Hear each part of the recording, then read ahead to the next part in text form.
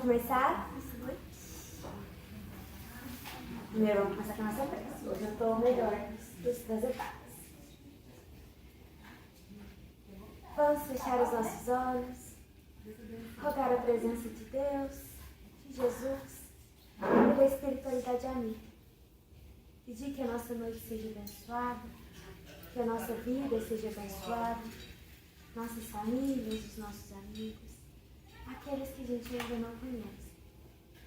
Que seja jogada sobre nós uma chuva de bênçãos, de amor, de bons sentimentos, para que o nosso coração se abrande um pouquinho e possa sair um pouquinho mais leve, um pouquinho mais gentil, um pouquinho mais disposto a ver a vida com olhos melhores. Que nós saibamos ouvir a vontade de Deus e ser humilde para aceitar. Que assim seja. Bom, a gente continua no capítulo 4. Ninguém pode ver o reino de Deus se não nascer de novo. Mas hoje é o último tópico, né? O número 25 e o número 26. E é uma mensagem de São Luís, chamada A Necessidade da Encarnação. Então vou ler, a gente conversa e tudo bem. Começa com uma pergunta.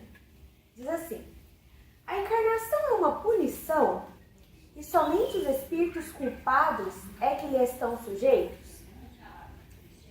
A passagem dos espíritos pela vida corpórea é necessária para que eles possam realizar, com a ajuda do elemento material, os propósitos cuja execução Deus lhe confiou. É ainda necessária por eles mesmos, pois a atividade que então se veem obrigados a desempenhar ajuda-os a desenvolver a inteligência.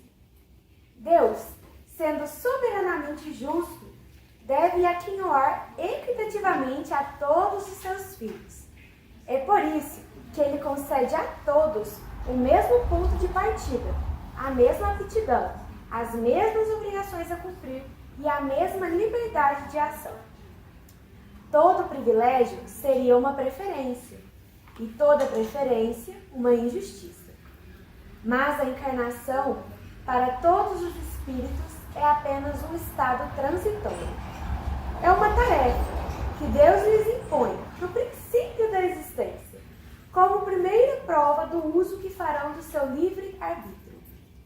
Os que executam essa tarefa com zelo sobem rapidamente e de maneira menos penosa os primeiros degraus da iniciação e gozam mais cedo o resultado do seu trabalho. Os que, ao contrário, fazem mau uso da liberdade que Deus lhes concede, retardam seu progresso. E é assim que, por sua obstinação, podem prolongar indefinidamente a necessidade de se reencarnar. E é então que a encarnação se torna um castigo. Observação. Uma comparação vulgar nos fará melhor compreender esta diferença. O estudante não atinge os graus superiores sem ter percorrido a série de classes que os levam até lá. Essas classes, por mais trabalho que exijam, são um meio de atingir o fim e não uma punição. O estudante laborioso abrevia a caminhada, encontrando menos dificuldades.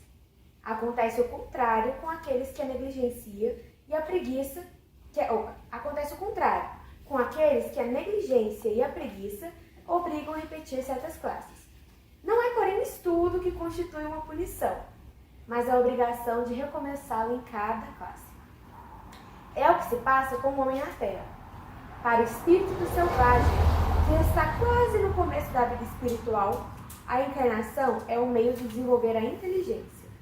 Mas para o homem esclarecido, em que o senso moral está largamente desenvolvido e que se vê obrigado a repetir as etapas de uma vida corporal cheia de angústias, enquanto já podia ter atingido o fim, é um castigo, pela necessidade em que se acha de prolongar a sua permanência nos mundos inferiores e infelizes. Aquele que, ao contrário, trabalha ativamente para o seu progresso moral, pode não somente abreviar a duração da sua encarnação material, mas franquear de uma vez os graus intermediários, que o distanciam dos mundos superiores. os espíritos, não poderiam encarnar-se uma vez no mesmo globo e passar suas diversas encarnações em diferentes esferas? Essa opinião seria admissível se todos os homens estivessem na Terra, exatamente no mesmo nível intelectual e moral. As diferenças existentes entre eles, desde o selvagem até o homem civilizado, revelam os graus que tem de percorrer. A encarnação, aliás, deve ter uma finalidade útil. Ora, qual seria a finalidade das encarnações efêmeras, das crianças que morrem em tenra idade? Teriam sofrido sem qualquer proveito, nem para elas nem para os outros? Deus, cujas leis são todas soberanamente sábias, nada faz de inútil. Pelas reencarnações no mesmo globo, quis que os mesmos espíritos se ponham de novo em contato, tendo assim ocasião de reparar as suas faltas recíprocas. E tendo em conta as suas relações anteriores, quis ainda fundar sobre uma base espiritual os laços de família, apoiando numa lei natural os princípios de solidariedade, fraternidade e igualdade. Acabou. Pequenininho, né, pessoal? Pouca informação. São Luís estava inspirado e falou, vou falar tudo de uma vez. Vou tacar todas as informações e vocês que ligam. Enfim, a necessidade da encarnação é o título. Qual a razão de a gente encarnar? Para que serve? Qual é a utilidade? Porque às vezes a gente vive falando assim, nossa, mas é difícil, é cansativo, para que isso? Então, eu resolvi fazer um retrospecto assim. A gente precisa entender que Deus criou todo mundo igual. Simples e ignorante. É muito importante saber disso. Deus não criou a gente mal. Deus criou a gente simples e ignorante. Todos nós. E no livro do Espírito até descreve a gente como um princípio inteligente. Algo a se desenvolver. Algo a se tornar inteligência. Algo a se tornar individualidade. A gente ainda não é. Deus não criou assim, pronto, Ludmila, tá pronta. Eu falo, tô pronta, vamos nessa. Não é bem assim que funciona. Quando Deus me criou, criou você, a gente não sabia de nada. Sabe o que é nada? É nada. Simples e ignorante. Só que a gente já aprendeu que existe um lugar para onde a gente caminha. O chefinho falou sobre isso na semana passada, né? O objetivo é a perfeição. E só é perfeito aquele que aprende, que conhece, que já não erra. Então eu preciso sair de um lugar onde eu não sei nada para um lugar onde eu já sei tudo. Esse é o caminho que o espírito precisa percorrer ao longo da existência dele. A Deus dará? Não. Sob as leis de Deus. Muitas leis, tantas que a gente não tem ideia. Esse é o lugar que a gente está metido. Beleza? Essa é a nossa vida. E aqui, quero trazer uma analogia que o São Luís faz. Ele compara com a vida estudantil. E tem alguns lugares que dizem que a vida aqui na Terra nada mais é do que uma cópia ruim da vida no plano espiritual. Eu falei, tudo bem. Beleza. O que isso significa, né? Nasce um bebê. Não sabe nada. Nem falar, nem andar, nem nada. Alguém ensina a falar, a andar. Gasta pelo menos 20 anos, se ele seguir ali um ensino comum, pelo menos 20 anos estudando. Pelo menos. Se ele fosse especializar, a gente já estava ali uns 30, tranquilamente. Aí você chega na sua vida profissional, você fala, acabou, né? Acabou não. Aí você fala, agora eu tenho que ascender na minha vida profissional. Como você faz isso? Eu vou estudar. Ou eu vou melhorar no que eu já faço. Eu preciso de mais habilidades, sejam elas técnicas, né? Ou sejam elas sociais. Tenho que aprender a liderar, tenho que aprender a delegar trabalho, tenho que aprender a falar inglês, tenho que aprender um monte de coisa. Não é suficiente, porque eu ainda me envolvo com as pessoas. Então eu tenho que aprender a ser um bom amigo. Porque em geral a gente não fica parado. Todos nós estamos falando, nossa, Fiz caquinha na minha família essa semana. Vou tentar ser uma mãe melhor, uma esposa melhor, uma namorada melhor, uma mãe melhor, um pai melhor, um filho melhor. Sempre tentando ser melhor. Sempre tentando aprender. E ainda tem um processo com a gente mesmo. Nossa, tô me sentindo feio. E aí, o que eu vou fazer? Não, preciso ir pra academia, né? Ficar melhor aqui, pra cuidar da minha saúde. Então, vou tentar ir pra academia, não tá dando certo. Vou tentar comer melhor, não tá dando certo. Então, vou tentar me aceitar. É sempre um monte de processos que a gente tá desenvolvendo o tempo todo. Em geral, a gente vira uma bagunça, a maioria deles sai meio truncado. E eu vou contar pra vocês, acho que até o final da vida vai ser meio bagunçado. Mas isso é a vida do ser humano aqui na Terra. Ele nasce tentando aprender, morre tentando melhorar. Nunca parado, sempre pensando onde que eu vou chegar num outro momento. E quando a gente para, a gente tem um problemão. Porque aí a gente começa a ter alguns diagnósticos, inclusive de saúde mental. Né? Que alguma coisa aconteceu para você estagnar. Talvez uma depressão, talvez um transtorno de pânico, de ansiedade muito forte. Porque em geral a gente se movimenta. Então o espírito, ele se movimenta. Em qual processo? No processo de aprender, no processo de ser perfeito. A gente dá conta de tudo de uma vez aqui? Não. Então, nitidamente, o espírito também não dá conta de tudo de uma vez. Ele vai fazendo aos poucos essa jornada de se tornar perfeito. E ela passa por muitos estágios. Gente, a gente não tem ideia da quantidade de estágios que a gente passa. Lá no mineral, vegetal, animal, estamos aqui no homem que é meio animal, meio confuso, né? Parece que é uma transição. Mas é só mais um estágio. E aí o que o São Luís vem trazer? Encarnar, o espírito vira carne, é mais um estágio que ele passa. A gente tem a impressão de que a gente está aqui na nossa totalidade. Mas a gente não está. A gente nem lembra quem a gente é. A gente nem lembra que história eu tenho com quem mora comigo. Certo? É um negócio muito confuso. A gente passou as últimas semanas conversando sobre os laços de família. Falando assim, olha, provavelmente você conhece. Mas você olha para o lado e fala, não sei não. Não lembro, só conheço dessa. Tudo bem, posso conhecer de outra, mas agora eu não lembro. Isso já conta que está particionado. O que o espírito veio fazer aqui nessa vida? É que nem na escola, quando separa lá matemática, português, geografia e história. Agora me fala, tem como separar na vida de verdade história e geopolítica e português e literatura? Não, está acontecendo ao mesmo tempo.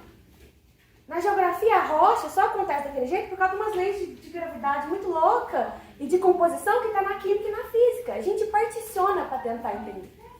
O espírito particiona também. A gente vem em pedacinhos assim, tratando pedacinhos em pedacinhos para ver se alguma coisa vai para frente. Que nem na escola. Aí, quero voltar aqui para esse longo caminho, né, que a gente está percorrendo até a perfeição. Eu disse que não é a Deus dará. Existem leis. E a lei de Deus, ela é absoluta. Já viu comentando na semana passada, vai ter que saber tudo. Aqui, a gente tem uma lei muito grande na Terra, que a gente chama de ciência. Né? Os grandes estudiosos que definem aqui algumas afirmações, ou algumas tentativas de afirmação, não lembro, tá vendo? Já deu errado.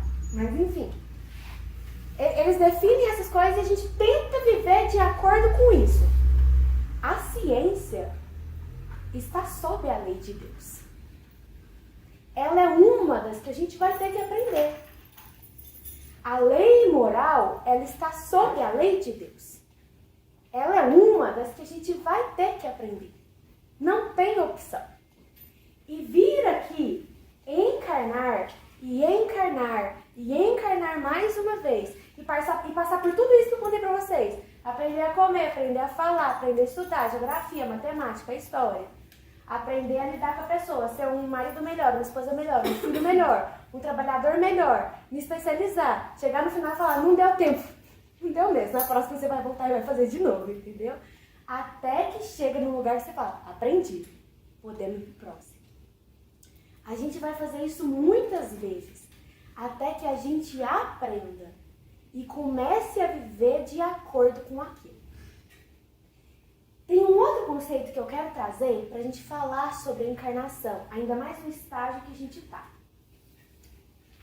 que é livre-arbítrio. Aqui ele diz que a encarnação está no começo da existência do espírito.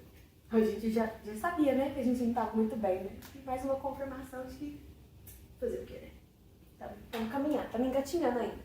Que é os primeiros momentos em que o espírito ele vai colocar à prova o livre-arbítrio dele. A sua capacidade de decidir sabendo. Porque agora a gente já tem algumas leis estabelecidas. É proibido matar, pessoal. Vocês sabem, sabe? Não pode matar um coleguinha. Mas ainda assim, alguém mata alguém. Isso é o livre-arbítrio. Aqui numa lei, que também é uma lei divina, não matarás, não pode matar, não pode acabar com a existência do outro coleguinha. Você já sabe, vai matar ou não vai? E aí, à medida que vai caminhando, mais dessas leis vão entrar dentro de você. E aí a pergunta vai ser, vai fazer ou não vai? E você vai voltar milhares de vezes, talvez bilhares de vezes, até a resposta ser, vou fazer de acordo com a lei. Não porque é a minha obrigação, porque não é isso que Deus espera de nós, mas porque você entendeu e aquilo fez sentido. Não vou não te matar porque é errado matar. Eu vou não te matar porque eu te amo. E se eu te amo tanto, não tem sentido nenhum eu te matar. Você vai vir 1 milhão de vezes até aprender a amar. E por amar, você não vai matar. Por entender e aceitar e acreditar, você não vai fazer. Você para de errar. E esse é o processo de sair da ignorância e da simplicidade para se tornar alguém que conhece, aprende, escolhe viver de acordo com a lei de Deus e para de errar. Finalmente se torna perfeito. Esse é o trajeto que a gente está fazendo. Eu tenho um exemplo para comparar para vocês, que é um girassolzinho. Todo mundo sabe o girassol, né? Ele gira junto com o sol. Né? O sol está indo, ele vai indo junto ao longo do dia. Aquilo ali é uma paradinha orgânica, mas está sob uma lei, certo? Existe alguma coisa lá na biologia que vai explicar o que está acontecendo com aquele girassol. Não sei, mas eu sei que existe. E ele faz isso. O girassol, ele é um princípio divino, possivelmente um princípio inteligente, mas ele ainda não tem consciência e ele não tem livre-arbítrio. O que Deus espera de nós é que em algum momento a gente siga ele como o girassol segue o sol. Mas porque a gente entendeu que isso é o melhor caminho que existe pra gente. Pra sempre. Indefinidamente. E alguma coisa está acontecendo que a gente ainda não percebeu isso. A gente insiste em falar. Então, tô vendo isso aqui, mas vou fazer do outro jeito mesmo. Acho que o outro jeito vai funcionar. Aí ele vai e não funciona, a gente sofre, chora, vai, morre, volta e fala, vou fazer daquele outro jeito de novo, porque eu acho que dessa vez vai funcionar. Aí não funciona, a gente vai, até que a gente muda de ideia. O outro conceito também, que eu quero que vocês entendam, sobre a encarnação, é que a gente tem o planeta Terra como um planeta de provas e expiações. Porque o título é Necessidade da Encarnação. E São Luís traz um monte de coisa, porque assim, gente, motivo pra gente encarnar que não falta. Então eu tô trazendo um geral pra gente entender mais ou menos como que funciona. Existe essa vida, que é a vida do espírito que eu falei. E, em geral, o lugar onde a gente mais estuda é no plano espiritual. Não é aqui na Terra. É lá no plano espiritual. É lá que a gente senta e fala, fiz errado, oh meu Deus, o jeito certo era esse e esse. Preciso tentar de novo. Vou me preparar para tentar de novo. Vou burilar meu espírito aqui. Vou estudar, vou acalmar, vou tentar fazer as pazes. A gente faz isso lá. Por isso que aqui, nesse momento, ainda chama prova e expiação. Se lá você estuda, aqui na terra escolinha você faz prova. Basicamente eu decidi que eu vou vir com essa família, com esses amigos, com esse propósito, para esse trabalho. Decidiu? Decidi. Vem pra terra. Chegou. A família, os amigos, o propósito, o trabalho. Vai fazer o que com isso? É isso que está acontecendo nesse momento aqui com a gente. Em todas essas áreas da vida. Conhecimento, interior, interno nosso, autoconhecimento, conhecimento com o próximo, relações interpessoais e tudo mais. Ficou? Claro. Ficou claro, chefe? Ficou. Tá bom, se ficou confuso, a gente vai em frente. Para finalizar, então, porque está finalizando o capítulo, tá, gente? Eu trouxe um textinho do Emmanuel, bem pequeno mesmo, porque o Emmanuel, às vezes, quando é muito pequeno, é bom de entender. Não lembro o nome do livro, mas sei que é dele com o André Luiz. E o texto fala sobre a Terra, planeta Terra. E o título é Escola. E diz o seguinte: a terra que te acolhe é uma escola de Deus. O grupo em que nasceste é um núcleo de lições. O parente difícil é matéria de ensino. Desgostos são problemas. E as provações são aulas. As mudanças e as crises são épocas de exame. Ama, trabalha, serve. E aprenderás com Deus. Isso é tudo que ele leu, Paulo. Então, como mensagem final, para fechar aqui esse capítulo, né? Eu queria deixar um convite para que a gente pare de divagar muito e comece a prestar atenção na nossa vida. A gente conversou todo esse mês sobre presta atenção nas relações que você tem em casa, presta atenção nas provações que chegam para você, o tipo de oportunidade que vem para você. Se vem muita coisa sobre paciência, vai ver, você pediu foi isso. Se na família tem um caso muito específico que é difícil, é isso que você tem que resolver. Se o problema, se seu trabalho te puxou a vida inteira para esse rumo, talvez é para esse rumo mesmo que você tem que ir. Senta o bumbum na cadeira, dá uma analisada na vida e valoriza a oportunidade. Porque às vezes a gente senta, a gente fica no celular, a gente olha para o horizonte, os trem passam, nós não vê, chega no final nós vai falando. De 0 a 10 eu tirei ponto. Se não foi 10, você vai voltar. Porque perfeito é nota 10, entendeu? É isso. Então, vamos tentar valorizar a oportunidade que a gente tem, prestando atenção na vida que a gente tem. Porque senão ela só passa. E a gente deixa um monte de coisa pra lá. Recadinho. Todo mundo estava aqui quando a gente avisou do Dia das Crianças. Se não, eu vou avisar de novo. Estamos recolhendo presentinhos, brinquedinhos pra gente montar os kits das crianças, para entregar. A gente vai estar recolhendo só até quinta-feira que vem, porque vamos distribuir no sábado. Então, até quinta-feira que vem. Tá bom? Tá, gente. Escolhe um brinquedinho legal, traz o brinquedinho. Pode ser bala, pirulito. Pode ser bala, pirulito. Pipoca, doce. Pipoca doce. Não, é separado, pipoca e doce. Ou pipoca doce. Ou pipoca doce. Pipoca doce e doce. Tá bom? Pode ser o que vocês acharem que a criança vai gostar. O que vocês gostariam quando criança também. Ok, vamos então para a nossa segunda parte. Alguém quer falar alguma coisa?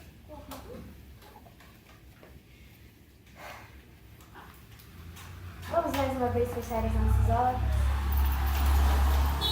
e agradecer a Deus pela oportunidade da existência, a oportunidade da nossa vida, a oportunidade de melhorar e de aprender todos os dias. Que a gente saiba ter olhos de ver, ouvidos de ouvir. Que a gente saiba ser mais atento às chances que a gente tem, às pessoas que a gente encontra, às oportunidades que a gente ganha todos os dias. Muitas vezes a gente esquece de olhar para o lado, fica preso no nosso rancor, na nossa mágoa, nosso cansaço, nossa raiva. A gente deixa passar chances valiosas, talvez não voltem tão cedo. Que a gente possa deixar esse pensamento, esse otimismo, entrar no nosso coração, no nosso estilo de ver, no nosso estilo de viver, nossa tentativa de melhorar todos os dias. Que o Senhor abençoe muito a nossa noite, os nossos trabalhos, a casa, lá na casa de casa, a conversa fraterna, aqui no salão. Que a gente possa sair um pouquinho melhor, mais tolerante, mais gentil e mais aliviado das dores que nos cercam. Que assim seja.